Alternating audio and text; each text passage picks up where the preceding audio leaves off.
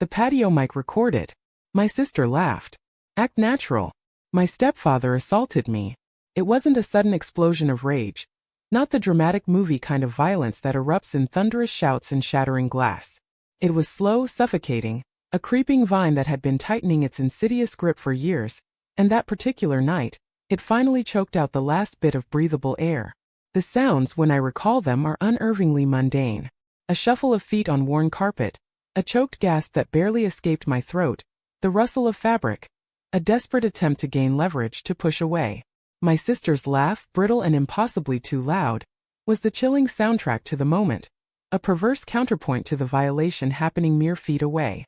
She'd seen the flicker in his eyes, felt the almost imperceptible shift in the atmosphere, the tightening of tension that preceded such events, and her response was a desperate, terrified attempt to pretend none of it was real. Act natural.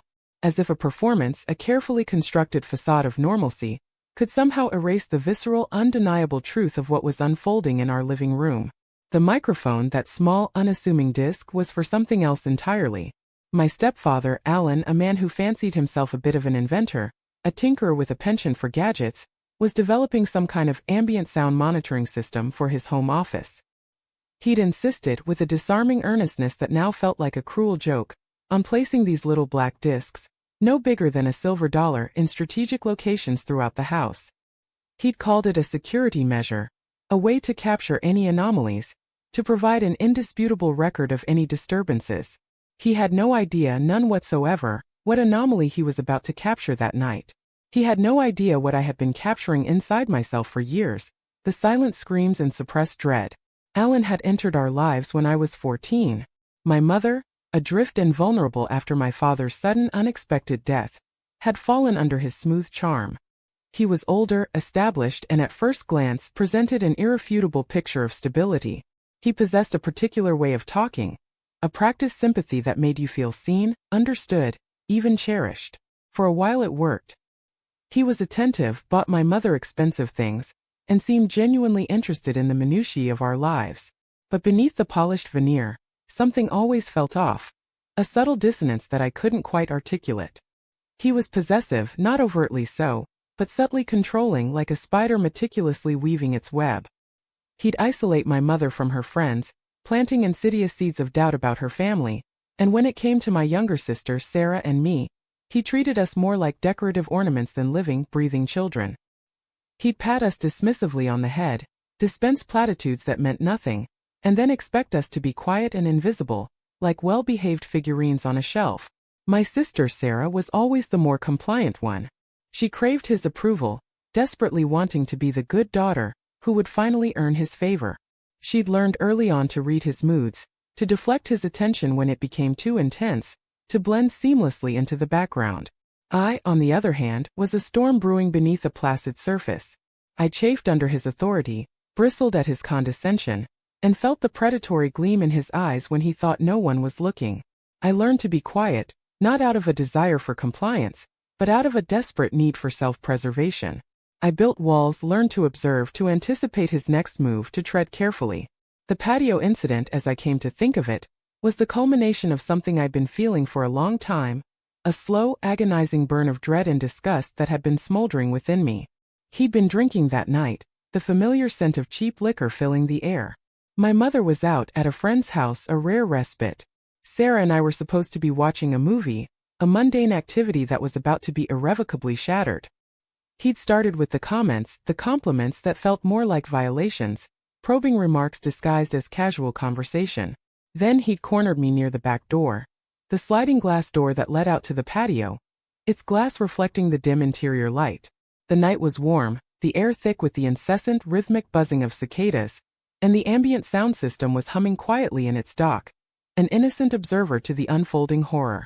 Sarah had been in the living room, her back to the scene, engrossed in the movie, a deliberate act of turning away. She'd heard him, heard my sharp intake of breath, heard the muffled struggle, and in that split second her ingrained survival instinct, honed by years of navigating Alan's volatile moods, kicked in with a primal force. Act natural. Don't make waves. Don't attract attention.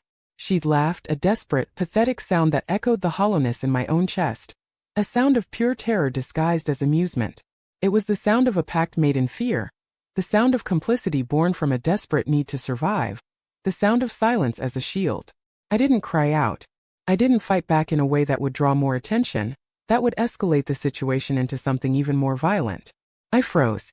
That's what you do when you're 14, when you feel utterly trapped, when the person you're supposed to trust, the adult in charge, is a monster in disguise. You become a statue, your body rigid, your mind numb. You lock everything down. And all the while, through the fog of my terror, I was acutely aware of the little black disc, the mic sitting on the side table just inside the living room, its tiny red light blinking rhythmically, silently recording, capturing anomalies. After it was over, he'd finally released me, his face a carefully constructed mask of practiced concern. He'd smoothed my hair, his touch now utterly repulsive, and told me I was being dramatic, that I'd misunderstood, that I was overreacting. Sarah had rushed in then, her eyes wide with a manufactured innocence, and joined the performance, her voice trembling just enough to seem plausible. "Oh, Alan," she'd said, her voice a carefully modulated tremor. "You know how she gets. She's just so sensitive."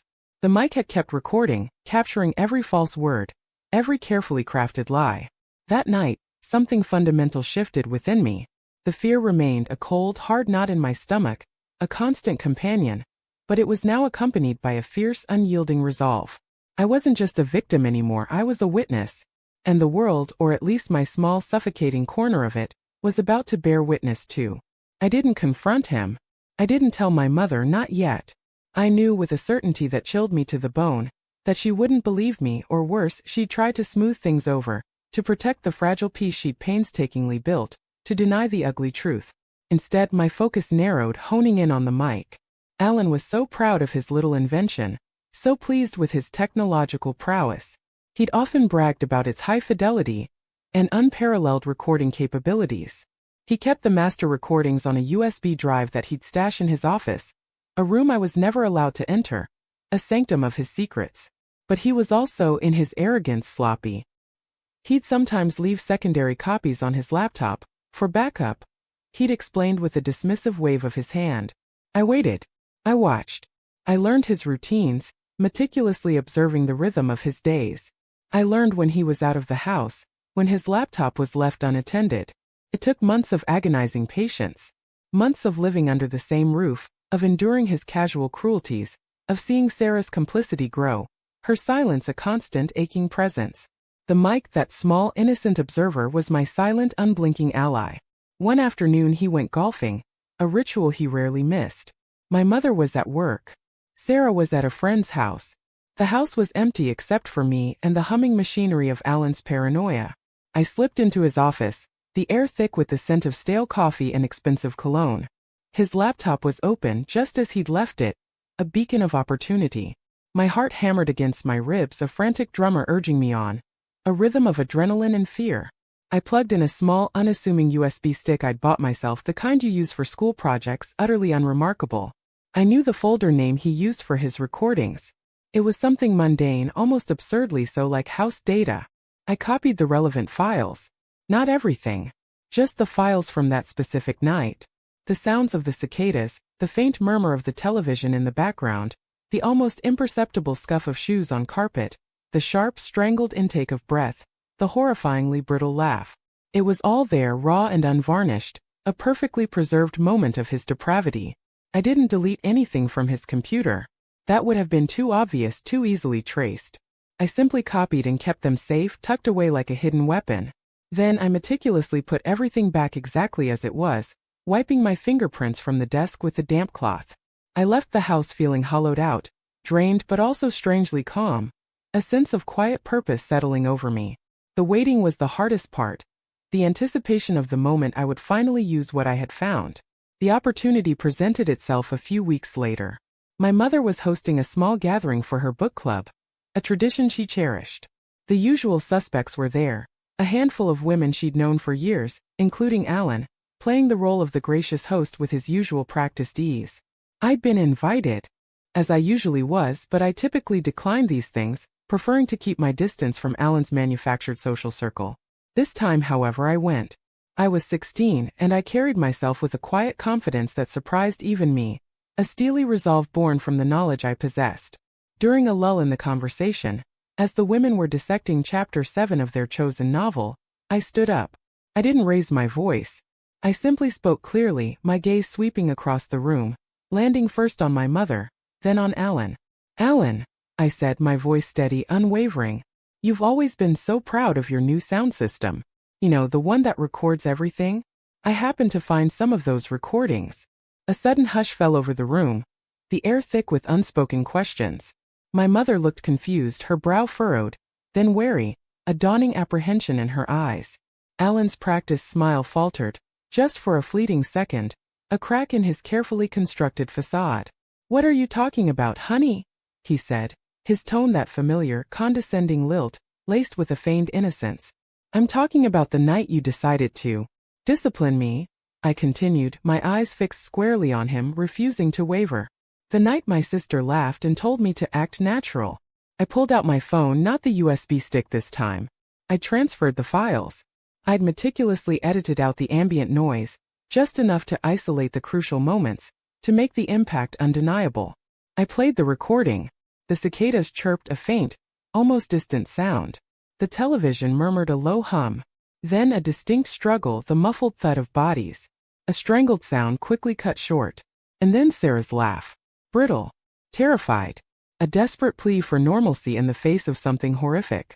It played for maybe 30 seconds, but in that room it felt like an eternity, stretching out and suffocating everyone. The women in the book club were frozen, their faces pale, their eyes wide. Their expressions, moments before animated with literary discussion, were now etched with disbelief and dawning horror. My mother's face went ashen. She looked from me to Alan, her eyes wide with a panic I hadn't seen since my father died. A raw, exposed vulnerability. Alan was sputtering, his face turning a mottled red. He tried to bluster, to dismiss it as a misunderstanding, a prank, a childish fabrication. But the sound was undeniable. The raw, undeniable truth of that moment, captured by his own technological vanity, his own obsession with surveillance. Sarah, sitting across the room, had gone pale. She wouldn't meet anyone's eyes, her gaze fixed on her lap. Her laughter, so sharp and brittle on the recording, was now a permanent stain on her memory, and everyone in that room had just heard it, had heard the desperate attempt to pretend. The silence that followed the playback was deafening. A profound void filled with judgment, with disgust, with the sudden, stark realization of the predator in their midst. The consequences weren't immediate, not in a dramatic, explosive way that would make headlines. There were no police called, no screaming matches that reverberated through the house. Instead, it was a slow, quiet unraveling, a subtle erosion of Alan's carefully constructed world. The women in the book club left soon after, their pleasantries strained, their eyes avoiding Alan's as they made their hurried goodbyes. My mother, shattered, spent the next few days in a daze, moving through the house like a ghost. She eventually confronted Alan, not with anger, but with a quiet, heartbroken despair, her voice barely a whisper. He denied everything, of course, as he always did, but the seed of doubt, planted by the undeniable truth of the recording, had taken root. He lost face. He lost the illusion of control he so carefully cultivated, the veneer of respectability he'd so meticulously maintained. The social fallout was subtle but profound. People who had once greeted him warmly now offered tight, polite smiles. Their conversations deliberately steered away from him. His boasts about his inventions, his supposed brilliance, suddenly seemed hollow, pathetic, even sinister. He became a pariah in the small social circles he'd so meticulously navigated. He tried to deny it, to spin it, to deflect, but the recording was a phantom presence, a whisper in the back of everyone's mind. He was no longer the charming, successful man. He was the man who had assaulted his stepdaughter, and his own technology, his own vanity, had betrayed him. Sarah and I, we didn't magically become closer. The damage was too deep, the scars too profound. She carried the burden of her laughter, the haunting knowledge of her complicity, the guilt of her silence. We spoke, but the easy intimacy of our childhood was gone, replaced by a careful, guarded distance. She eventually moved out, eager to escape the suffocating atmosphere of the house, the constant reminder of that night. My mother eventually left him. It wasn't a dramatic showdown, no cathartic outburst. It was quiet, like so many things in our lives had become. She packed a bag one morning, her movements deliberate and final, and drove away, leaving him with his silent recording devices and the ghost of his own undoing, the echo of his own betrayal. I didn't feel triumph. Not the kind of triumphant joy that one might expect. Instead, I felt a cold, quiet peace, a profound sense of stillness. The weight I'd carried for years, the burden of fear and silence, had finally lifted. The anomaly had been captured, and in its recording, in its undeniable truth, it had set me free.